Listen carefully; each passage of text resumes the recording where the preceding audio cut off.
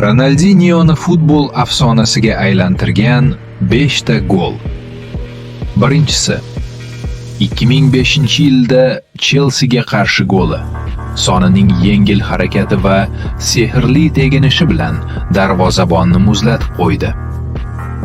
Ikkinchisi, 2002-yil Jahon chempionatida Angliyaga qarshi goli. Deyarli 40 metrdan erkin zarba hammani hayratda qoldirdi. Uchinchisi, 2005-yilda Real Madridga qarshi goli.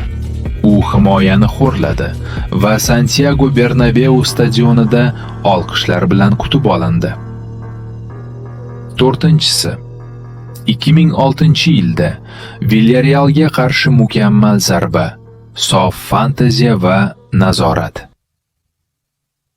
Beshinchisi, 2007-yilda